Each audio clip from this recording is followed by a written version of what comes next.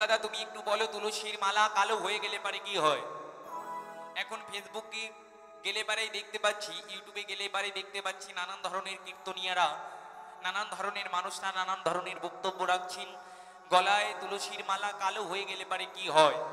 দেখুন মা, নানান ধরনের ব্যাখ্যা আছে, নানান ধরনের যুক্তি আছে, নানান ধরনের তর্ক আছে। যে যাকে ভালোবাসে, যে যাকে পুজো করে সেই তার ঈশ্বর। এখানে আমি একটা কথাই বলতে চাই, দেখুন যে সমস্ত ভক্তরা গলায় তুলসীর মালা ধারণ করি, এই মালার তো অবশ্যই অনেক গুণাবলী রয়েছে, না হলে এমনিতে কেউ এই গলায় মালা ধারণ করে না। এই জগতে অনেক বৃক্ষ আছে, আম গাছ, জাম গাছ, কাঁঠাল গাছ, লিচু গাছ, অনেক গাছ আছে, কোনো গাছের কাঠের মালা কিন্তু গলায় ধারণ করা হয় না। একমাত্র তুলসী গাছের মালাই গলায় ভক্তরা ধারণ করে। কেন? এটা হচ্ছে ভক্তির প্রতীক। তুলসীর মালা গলায় ধারণ করলে শুধু জীবের জ্বালা যায় না, তুলসীর মালা ধারণ করলে পারে শুধু শুধু জীবনের সমস্ত যন্ত্রণা দুঃখ নাশ হয় না। এর অনেক কারণ আছে। তুলসী হচ্ছে মহাসতী, তিনি হচ্ছে ভক্তি প্রদায়িনী মহারানী। তুলসীর মালা কণ্ঠে ধারণ করলে পারে জীবের হৃদয় শুদ্ধ হয়, তার কৃষ্ণ ভক্তির উপাচয় হয়। তুলসীর মালা ধারণ করলে পারে দেহটা বৃন্দাবন হয়ে যায়। তুলসী মালা ধৌত জল অঙ্গে পড়লে অঙ্গটা পবিত্র হয়ে যায়। তুলসীর মালা গলায় ধারণ করে মৃত্যুবরণ করলে পারে তার নরকে যেতে হয় না, সে স্বর্গধাম প্রাপ্তি করে। শুধু তাই নয় গো মা, এই তুলসীর মালা ধারণকারী যদি কোনো ভক্তকে সকালবেলায় দর্শন করো, তোমার দেখলে পারো দিনটা ভালো যাবে। এই তুলসীর মালা যদি কোনো জীব গলায় নিতে পারে, তারই ভিতরে বাহির শুদ্ধ হয়ে যায়। শুধু তাই নয়, তুলসীর মালা গলায় দিয়ে যদি কোনো ভক্ত মিথ্যে কথা বলে, ওগো মা, সংসার করতে গেলে সবসময় সত্যি কথা বললে হয় না, মিথ্যে কথা বলতে হয়। অনেক মিথ্যে সত্যির থেকে অনেক দাম। দেখো মা, আমরা যখন সংসার করছি, মায়ার সংসার, ছেলে পুত্র কন্যা বন্ধু বান্ধবকে নিয়ে, তখন কিন্তু আমাদের সংসার করতে গেলে চলার পথে কিছু মিথ্যে বলতেই হয়। এটা বলতেই হবে প্রত্যেকটা মানুষের। তবে সেটা কি পাপ হবে? ভগবান আমারে বললেন, কোনো ব্যক্তি যদি গুরুচরণ আশ্রয় করে গলায় তুলসীর মালা নিয়ে যদি কোনো মিথ্যে কথা বলে ফেলে, মরণের পরে তার কোনো পাপ হয় না। কেন জানো? ওই তুলসীর মালা হচ্ছে মহাসতী, এটা হচ্ছে পবিত্র।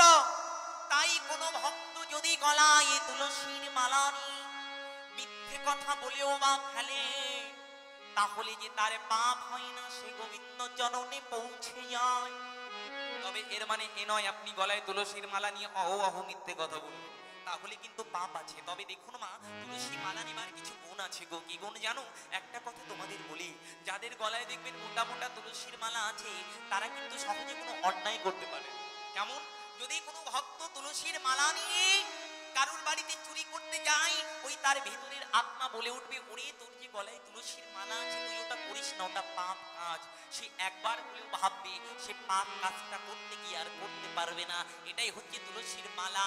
এই তুলসীর মালা হচ্ছে মাস্টার। এই তুলসীর মালাটা হচ্ছে মাস্টার মশাই। একটা ছাত্র যখন পড়াশোনা পারে না, এই মাস্টার মশাই তাকে হাতে ধরে পড়াশোনা শেখায়। তেমনি তুলসীর মালা গলায় নিয়ে যদি কোনো মানুষ অসৎ কর্ম করে, এই তুলসীর মালা তার পেছন থেকে ডেকে টেনে ধরে, ওরে তুই যে ভক্ত, তুই যে গলায় তুলসীর মালা নিয়েছিস, তুই পাপ কাজ করিস না। তুলসীর মালা হচ্ছে মাস্টার। প্রথম কথা হচ্ছে, তুলসীর মালা নিয়ে কোনো খারাপ কাজ তুমি সহজে করতে পারবে না। তোমার ভিতরের আত্মা বিবেক, তোমার বৈরাগ্য জেগে উঠবে, বলবে হায় রে হায়, আমি এ কাজটা করবো না। এটা হচ্ছে সব থেকে বড় কথা মা। তুলসীর মালাটা এই জন্য আমরা ধারণ করব। এবং তুলসী মালার অনেক গুণাবলী আছে। তুলসীর মালাটা নিলে দেহ শুদ্ধি হয়, দেহে মারণ কোনো ব্যাধি হয় না মা। তুলসীর মালা নিলে মারণ কোনো ব্যাধি হয় না, হার্ট অ্যাটাক হওয়ার সম্ভাবনা খুব কম। তাই ডাক্তার, ইঞ্জিনিয়ার, বৈজ্ঞানিকরা বলে বাড়িতে বেশি করে তুলসীর মালা, তুলসী গাছ লাগাও। কেন? তুলসী গাছ পৃথিবীতে সব থেকে বেশি অক্সিজেন দেয়। আর তুলসী গাছটা হচ্ছে পবিত্র। তুলসী গাছের কাছে কোনো জীবাণু যেতে পারে না। সব থেকে একটা বড় কথা আপনাদের কাছে বলি মা, আমার বড় গর্ব হয় নিজেকে হিন্দু সনাতনী বলতে। আর সব থেকে বিশেষ করে আমার কেন গর্ব হয় জানো? আমি হিন্দু, আমি সনাতনী আর কৃষ্ণ ভক্ত। কৃষ্ণ ভক্ত বলে আমি বড় গর্ব করে আমি কীর্তনটা করি, আমার বুকটা চওড়া হয়ে যায়। কেন জানো মা? সেদিন আমার একটা বন্ধু আমাকে ফোন করে বলছে, ভাই রে আমি দুবাইতে এসেছি কাজ করতে। দুবাই কিন্তু একটা মুসলিম কান্ট্রি মা, ওখানে মুসলমান বেশি। তো ওই দুবাইতে ওর কাজ হয়েছে একটা শেখের বাড়িতে বাগান পরিষ্কার করা। একটা শেখ ওই দুবাইয়ের একটা বিরাট বড় লোক মানুষ, তার বাড়ির বাগান পরিষ্কার করতে হবে। সে আমাকে ভিডিও কল করে দেখাচ্ছে, ভাই দেখ এই মুসলমান ব্যক্তির বাড়ির বাগানের চারিপাশে তুলসী গাছ দিয়ে ঘেরা। আমি বললাম সেটা কেন? বলছে এই তুলসী গাছের পাতা এরা সবসময় নিজের সঙ্গে রাখে, এরা নামাজ পড়তে গেলেও তুলসীর পাতাটা সঙ্গে করে নিয়ে যায়, এরা যে কোনো কাজে গেলে তুলসীর পাতাটা সঙ্গে করে নিয়ে যায়। শুধু তাই নয়, এরা সকালবেলায় তুলসী পাতা খাবে, তুলসী পাতার চা তৈরি করে খাবে, এমনকি বিছানার ভিতরে তুলসী পাতা দিয়ে রাখে। কেন জানিস?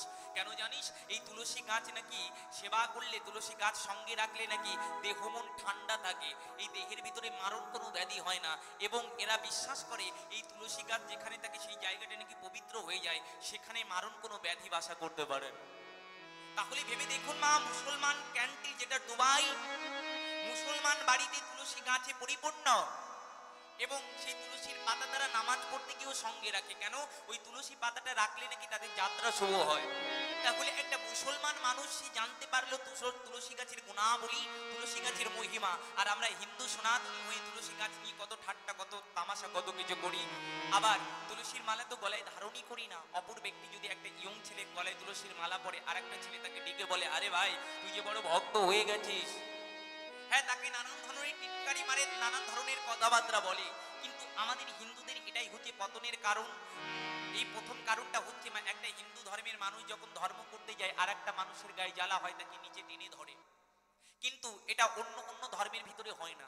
একটা মুসলমান ছেলে যখন নামাজ পড়তে যায় তাকে সবাই বলে, ভালো বাবা, খুব ভালো, খুব ভালো, আল্লাহ তোকে বরকত করুক, আল্লাহ তোকে কৃপা করুক, তোর যেন মঙ্গল হয়, তুই ভালো পথে যাচ্ছিস। কিন্তু আমাদের হিন্দুদের ভেতরে কেউ যদি একটু ভক্ত হয়, বাড়ির পাশের লোকের জ্বালা পোড়া ওঠে, হায় রে ও ভক্ত হয়ে গেছে। এটাই হচ্ছে আমাদের ধ্বংসের কারণ। কারণ হিন্দুরা হিন্দুদের ভালো কোনোদিন চায় না, তাই তো আমাদের প্রতি এত হামলা হচ্ছে। হিন্দুরা দিনে দিনে সংখ্যায় কমে যাচ্ছে। যে ধর্মটা পৃথিবীর সব থেকে শ্রেষ্ঠ ধর্ম, সনাতন ধর্ম সব থেকে পুরাতন ধর্ম, যে ধর্মের মতো আর কোনো ধর্ম নাই, শান্তির ধর্ম, একতার ধর্ম, সেই ধর্ম দিন দিন হীন হয়ে যাচ্ছে, ক্ষীণ হয়ে যাচ্ছে। কেন? নাকি আমাদের মতো ভেগধারী বৈষ্ণবের জন্য, আমাদের মতো ভেগধারী সনাতনদের জন্য, আমাদের মতো ভেগধারী হিন্দুদের জন্য, আমাদের মতো স্বার্থপর মানুষের জন্য। আমরা নিজের স্বার্থের জন্য আমাদের ধর্মটাকে বিক্রি করে দিচ্ছি, আমাদের ধর্মের অবমাননা করি, আমাদের ধর্মটাকে নিয়ে খেলা করি, অবহেলা করি। কিন্তু অন্য ধর্মের ভিতরে আল্লাহকে নিয়ে তারা খেলা করে না, অন্য ধর্মের ভিতরে তাদের ধর্মটাকে নিয়ে তারা বাড়াবাড়ি করে না। কিন্তু আমাদের ধর্মটাকে নিয়ে আমরা ছেলে খেলা করি, আমাদের ধর্মটাকে ঠিকমতো আমরা মানিই না, আমাদের ধর্মটাকে আমরা খেলার পুতুল করে ফেলেছি, আমাদের পকেটের মানি ব্যাগ তৈরি করে ফেলেছি আমাদের ধর্মটাকে, আমাদের ধর্মটাকে আমরা মর্যাদাই দিতে পারি না। তাই তো আমাদের আজকে এত দুর্গতি। তাই আমাদের সকলের এটা কর্তব্য, দায়িত্ব নিজের ধর্মকে সম্মান করা। যদি কেউ ধর্মকে ধারণ করতে পারে, ধর্ম তাকে রক্ষা করে। যদি তোমার ধর্মকে তুমি পরিত্যাগ করো, তাহলে তোমার অকাল মৃত্যু হবেই হবে। তাই নিজের ধর্মকে পরিত্যাগ করো না, নিজের ধর্মকে সম্মান করো, আর ধর্মটাকে বাঁচানোর চেষ্টা করো। গর্ব করে বলো আমরা সনাতনী, আমরা হিন্দু, জয় শ্রীরাম, জয় কৃষ্ণ, এটা বলো। তবেই না আমাদের দেশের মঙ্গল হবে, আমাদের দশের মঙ্গল হবে। ধর্মকে ছাড়া কিন্তু কিছুই চলে না।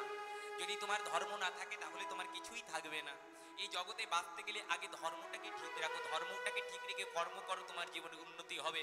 তাই হিন্দু সনাতনী যদি হয়ে থাকো, গলায় তুলসীর মালা নাও, গর্ব করে হরে কৃষ্ণ নাম করো, তোমার জীবন ধন্য হয়ে যাবে।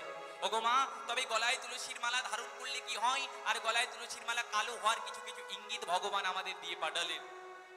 দেখুন মা, গলায় তুলসীর মালা কালো হওয়ার কিছু কিছু ইঙ্গিত আছে। দেখবেন যখন গলায় তুলসীর মালাটা নিচ্ছে, অনেক সময় হয়তো অনেক দিন হয়ে গেলে পারে এটা কালো হয়ে যায়, এটা একটা কারণ। অনেক সময় জল পেয়ে পেয়ে পচে পচে নষ্ট হয়ে যায়, এটা একটা কারণ। কিন্তু আর একটা কারণ আছে, দেখবেন অনেক সময় যদি কেউ আপনার প্রতি কোনো কালো জাদু কিংবা ব্ল্যাক ম্যাজিক, কোনো শত্রু যদি আপনাকে গোপন ভাবে ক্ষতি করার চেষ্টা করে, তখন সেই বাণটা কিন্তু এই তুলসীর মালাতে গিয়ে লাগে। সেই ক্ষতিটা তুলসী গাছের উপর দিয়ে যায়। কেন? তুলসী হচ্ছে মহাসতী, তিনি খারাপ কিছু সহ্য করতে পারে না, তিনি অন্যায় কিছু সইতে পারে না। তাই জন্য কোনো শত্রু আপনাকে ক্ষতি করতে চায়, তাহলে ওই ক্ষতিটা ওই তুলসী গাছের গায়ে লাগে, তখন ওই তুলসীর মালাটা কালো হয়ে যায়। এটা হচ্ছে একটা ইঙ্গিত।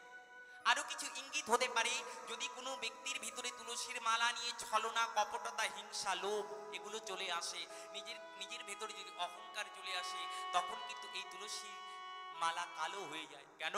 তুলসী কখনো অহংকার সহ্য করতে পারে না। তিনি হচ্ছে ভক্তি পরায়ণী মহাদেবী, তিনি হচ্ছে কৃষ্ণ ভক্ত, তিনি হচ্ছে মহাসতী, তিনি ভক্তির দেবী। তাই যেখানে অহংকার আছে তিনি কিন্তু সেখানে থাকতে পারে না।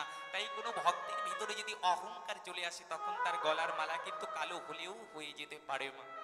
এটা একটা লক্ষণ। আরো কি লক্ষণ? যদি কেউ অসৎ কর্মে লিপ্ত হয়, যদি কেউ অসৎ কর্মে লিপ্ত হয়, তার ভিতরে যদি পাপ সঞ্চার হয়, তাহলেও কিন্তু তুলসীর মালা কালো হয়ে যেতে পারে। এগুলো ইঙ্গিত। তুলসীর মালা কালো হয়ে যাওয়া। যদি কেউ ভজন না করে, গুরুচরণ আশ্রয় করে গুরুকে সম্মান না করে, গুরু বীজ মন্ত্র ভুলে যায়, তাহলেও কিন্তু তুলসীর মালা কালো হলেও হয়ে যেতে পারে। আপনারা দীক্ষা নিয়ে কখনো গুরু মন্ত্র জপ করতে ভুল করবেন। অনেকে দীক্ষা নিয়ে গুরু বীজ মন্ত্র ভুলে যায়, জপ করে না, তাহলে কিন্তু আপনার পাপের ভাগী হতে হবে মা। দীক্ষা শিক্ষা নিয়ে যদি কেউ গুরু বীজ মন্ত্র জপ না করে, তাহলে তার পাপের ভাগী হতে হয়, নরকে যেতে হয়। শাস্ত্রে কথিত আছে, যদি কেউ গুরু বীজ মন্ত্র নিয়ে বীজ মন্ত্র ভুলে যায়, তাহলে তার 101টা বৈষ্ণবকে সেবা দিতে হয়, তবেই সে পাপ থেকে মুক্তি পায়। যদি আপনি এই গুরু বীজ মন্ত্র ভুলে যান, গুরুদেবের কাছে গিয়ে বলবেন, গুরুদেব কৃপা করে, দয়া করে আপনি আমাকে কৃপা করুন, আমি ভুলবশত মন্ত্র স্মরণে আনতে পারছি না, কৃপা করে আপনি আমাকে দিব্য জ্ঞান দান করুন, বীজ মন্ত্রটা আমার পুনরায় প্রদান করুন। দেখবেন এমনি করে যদি বলতে পারেন, গোবিন্দের কৃপা হবে, আমার রাধারানীর কৃপা হবে, আমার গুরুদেবের কৃপা হবে। এই জগৎ সংসারে একমাত্র ভগবান আপন আর গুরুদেবী আপন। সঙ্গে যাবে এই মধুমাখা কৃষ্ণ নাম, আর শেষের দিনে হাত ধরে পার করে দেবে দয়াল গুরু। তাই আমাদের গুরুচরণ আশ্রয় করে দীক্ষা শিক্ষা নিয়ে গলায় তুলসীর মালা নিতে হবে, হরি নাম কৃষ্ণ নাম করতে হবে, তবেই আমাদের জনম ধন্য হবে। তাই গৌর হরি বল।